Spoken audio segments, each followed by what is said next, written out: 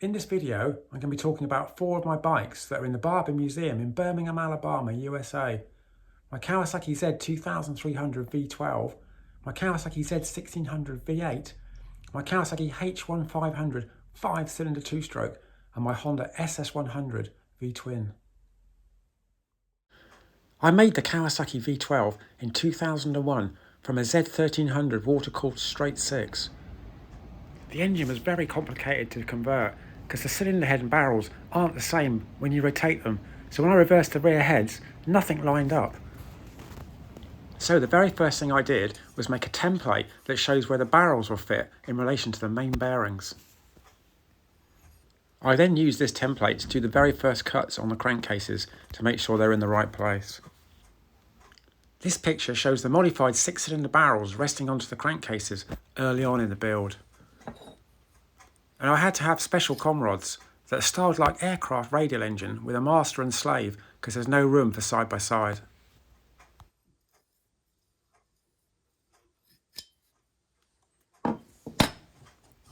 And here's the assembled crankshaft and gearbox components in the bottom case ready for assembly. In this picture you can see the connection rods and the cylinder head studs. There were so many of them. And here's all the pistons, all 12. And here's an early dry build showing the engine installed in the frame. Here's my 850cc Kawasaki 5-cylinder 2-stroke. This is the first one of 4 that I made. I modified the engine by adding 2 cylinders onto the left-hand side and extending the crankshaft. The rest of the bike is basically stock.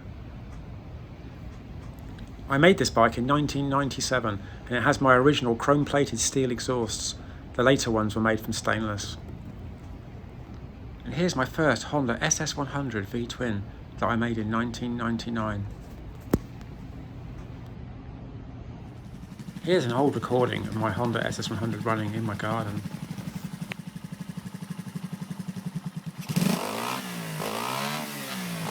The engine is very smooth and free revving, up to about 10,500 RPM, and it makes about 10 bhp. Not bad for a 100cc bike.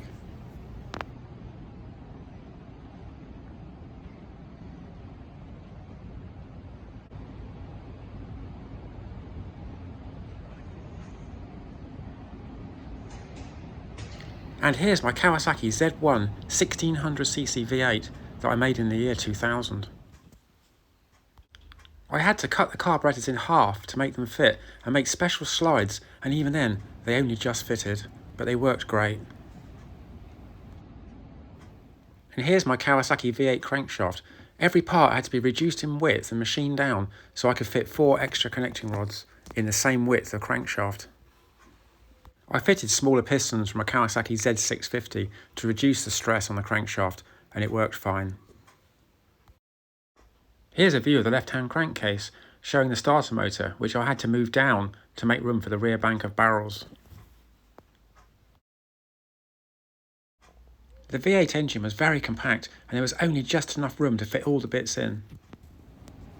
The V8 is 1600cc, not 1800cc, because I used smaller pistons from a Z650.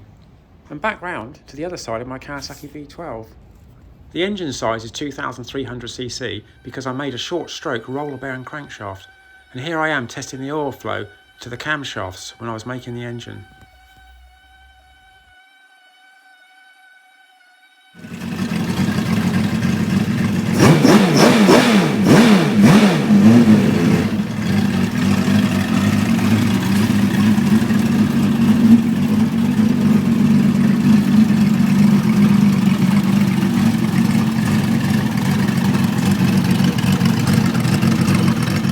And here's a 12x2 straight through exhaust that I made for the V12.